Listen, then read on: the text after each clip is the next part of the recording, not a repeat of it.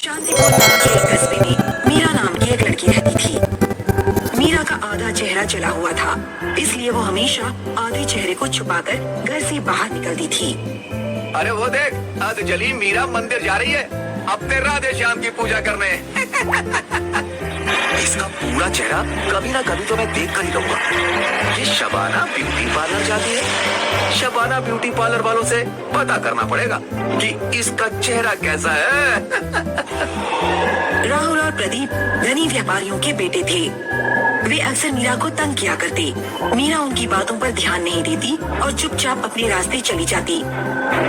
माँ, मैं कॉलेज जा रही हूँ। शाम को 3 से 6 शिफ्ट में मेरा एग्जाम है।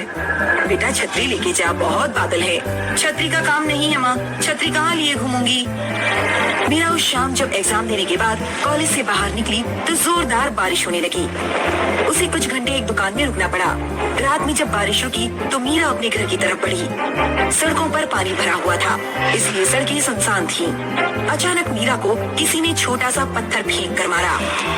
कौन है वहाँ? मीरा तेजी से आगे बढ़ने लगी, तभी अचानक राहुल और प्रदीप उसके सामने आ गए।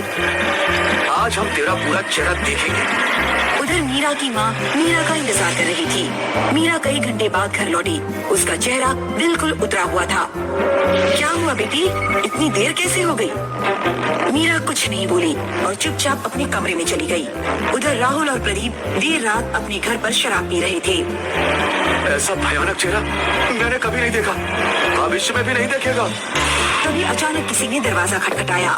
अब इतनी रात में कौन आ गया? राहुल दरवाजा खोलता है, लेकिन दरवाजे पर कोई नहीं था। वो दरवाजा बंद करके दोबारा सोफे पर बैठ जाता है। लगता है कोई बच्चा होगा। तभी कोई फिर दरवाजा खटखटाता है। इस बार मैं जाता हूँ। प्रदीप दरवाजा खोलने गया। दरवाजे पर मुंह ढाके और हाथ में मशाल लिए एक भयानक चुड़ैल खड़ी थी। चुड़ैल ने अपने भयानक पंजों से प्रदीप का गला पकड़ लिया और मशाल से उसका मुंह जलाने लगी। राहुल दरवाजे पर पहुंचा तो उसने देखा कि प्रदीप का चेहरा जल रहा है और आसपास कोई नहीं है। कौन था? किसने तेरे आग लगाई? पता नहीं, शायद कोई चुड़ैल थी। अब जल्दी से मुझे हॉस्पिटल लेकर चल, मेरा चेहरा जला जा रहा है। राहुल कार निकालता है और प्रदीप को हॉस्पिटल लेकर जाता है। राहुल ने देखा कि सड़क पर कोई औरत लेटी हुई है। अरे कौन लेटा है? उठ जाओ, मुझे अपने दोस्त को हॉस्पिटल लेकर जाना है, देर हो रही है। लेटी हुई औरत पर कोई असर नहीं होता। राहुल गाड़ी से उतरता है और औरत के पास जाता है।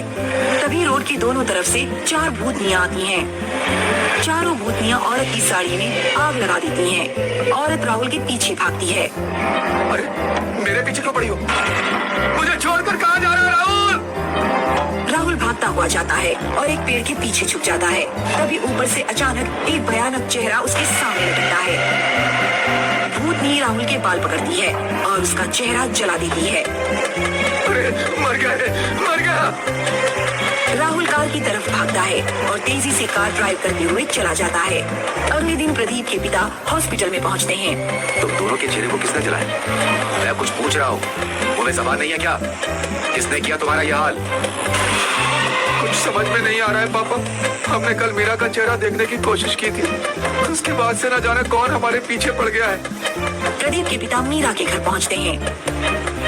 तुम्हारी बेटी ने मेरे बेटे और इसके दोस्त का चेहरा जलाया। मैंने ऐसा कुछ नहीं किया।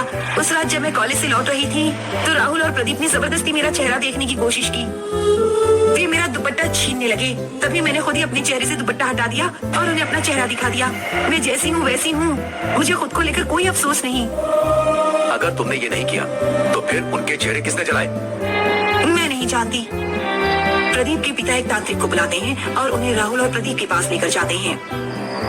कोई आत्मा इन दोनों का पीछा कर रही है, सावधान रहना होगा।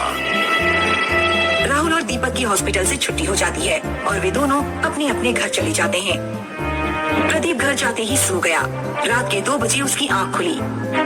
उसके बिस्तर के चारों ओर 4 चुड़ैल हाथ में मशाल लिए और मुंह ढाके खड़ी थी। चुड़ैलों ने प्रदीप के बिस्तर पर आग लगा दी। मुझे मत मारो।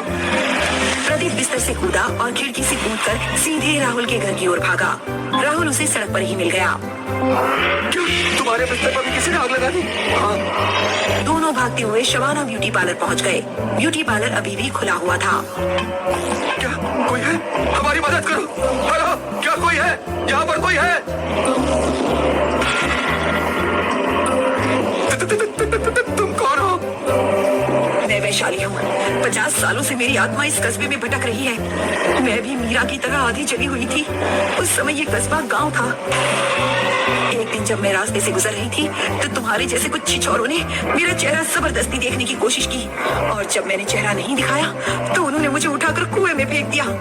मुझे तैरना नहीं आता था और मैं डूब कर मर गई। भूतनी ब्यूटी पार्लर का दरवाजा बाहर से बंद कर देती है और ब्यूटी पार्लर में आग लगा देती है। राहुल और प्रदीप अंदर चिल्लाते रह जाते हैं।